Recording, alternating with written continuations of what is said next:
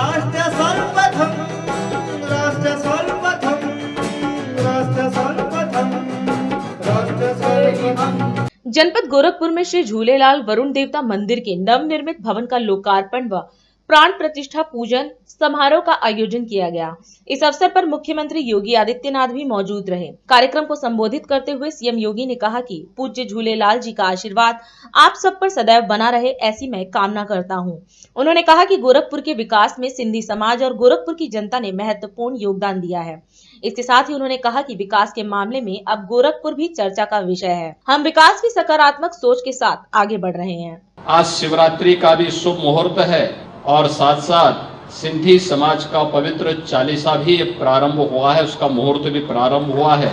और हम सब का ये सौभाग्य है कि पूज्य झूलेलाल जी की इस भव्य मंदिर को एक बार फिर से न केवल स्थापना का कार्य आज पूरा हुआ है, बल्कि उनकी पवित्र पावन मूर्ति की स्थापना का कार्यक्रम भी आज यहाँ पे संपन्न हुआ है। मैं इसके लिए आप सबको हृदय से बधाई देता हूँ। पूज्य झूलेलाल जी का आशीर्वाद आप सब पर सदैव बनी रहे, यह उनके श्री चरणों में प्रार्थना भी करता हूँ। भाइयों बहनों, मैं आप सबको हृदय से धन्यवाद देता हूँ कि गोरखपुर के विकास के लिए सिंधी समाज ने या गोरखपुर के नागरिकों ने कभी भी कोई अड़चन नहीं आने दी और परिणाम रहा कि ये मार्ग जो हमेशा जाम में फंसा रहता था, 4 लेन का अच्छा मार्ग बन गया है। जो भी अब इस मार्ग से आता है अच्छा हो प्रभावित होकर के जाता है कि जगह अच्छा विकास का कार्य हुआ है। अब यहाँ की सड़कों पे चमचमाती हुई लाइट और चौड़ी सड़कें इस बात को प्रमाण देती है कि हाँ, अब केवल दिल्ली और मुंबई की चर्चा नहीं होगी विकास के मामले में, हमारे गोरखपुर की भी चर्चा होगी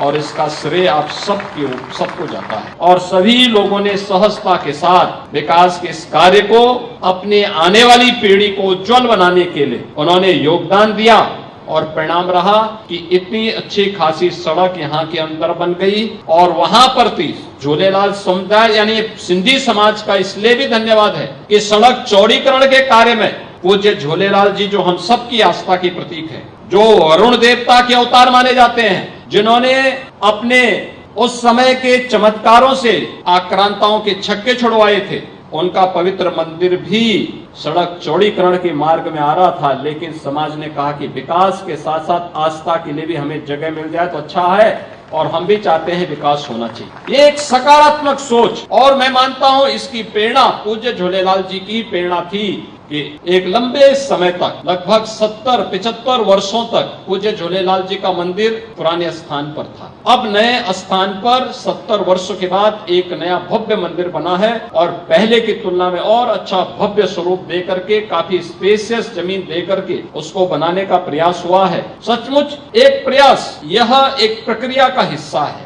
लेकिन हम उस विकास की सकारात्मक सोच के साथ आगे बढ़े और विकास की सकारात्मक सोच का परिणाम यहाँ के सिंधी समाज के लोगों ने यहाँ पर दिया है, जो आज हम सब के सामने इस भव्य मंदिर के रूप में आगे बढ़ रहा है।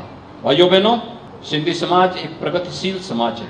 1947 में विभाजन की त्रासदी को झेलते हुए उन्होंने न केवल अपने पूर्वजों और आस्था को संरक्षित रखा, बल्कि विकास की प्रक्रिया के साथ जुड़ करके, पसीना बहा करके, परिश्रम करके आज देश के विकास में भी एक महती भूमिका का निर्वहन कर रहे हैं, बहुत बड़ी भूमिका का निर्वहन कर रहे हैं। उन्होंने मेहनत को अपने जीवन का हिस्सा बनाया, परिश्रम को अपने जीवन का हिस्सा बनाया, एक सकारात्मक दिशा में प्रयास किया और जहां भी जिस भी नगर में गए, जिस भी सिटी में बसे, उस सिटी के विकास के लिए, वहां पे नयापन लाने के लिए, वहां के नागरिकों के साथ समरस होकर के व्यवस्था का हिस्सा बनने के लिए उन्होंने पूरी मजबूती के साथ कार्य किया। और यही कारण है कि जब ये देश आजादी के 75 वर्ष मना रहा है, वह त्रासदीपूर्ण स्थिति के भी 75 वर्ष होने जा रहे हुए हैं। उन स्थितियों में मात्र 75 वर्षों में कोई कह ही नहीं सकता है कि सिंधी समाज कहीं बाहर से आया है। ये मान के लगता है, लोगों को लगता है जैसे गोरखपुर में है तो गोरखपुर के ही लगते हैं, मऊ में है तो मऊ के ही लगते हैं, लखनऊ में है तो लखनऊ के ही लगते हैं, अयोध्या में है तो अयोध्या के ही लगते हैं। कोई भी अलग वो नहीं, बल्कि परंपरा और आस्था को बनाए रखते हुए भी स्थानीय समाज के साथ समरस होकर के व्यवस्था का हिस्सा बनकर के सनातन हिंदू धर्म की मजबूती के लिए पूरी प्रतिबद्धता के साथ कार्य करना ये सिंधी समाज की पहचान बन चुकी है और आज उसका विकास की प्रक्रिया उन्हीं महापुरुषों के आशीर्वाद से आगे बढ़ रही है। पवित्र 40वां प्रारंभ होने के अवसर पर भी मेरी शुभकामनाएं आप सबके प्रति हैं। इन 40 दिनों पर विशेष अनुष्ठान के जो कार्यक्रम होंगे, इन अनुष्ठानों के साथ आप सब जुड़ेंगे और लोक मंगल की कामना के साथ प्रदेश और देश के सुख और समृद्धि की कामना भी करेंगे। इस विश्वास के साथ मैं एक बार फिर से आप सबको इस अवसर पर हृदय से बधाई देता हूं, अपनी शुभकामनाएं देता हूं। राष्ट्र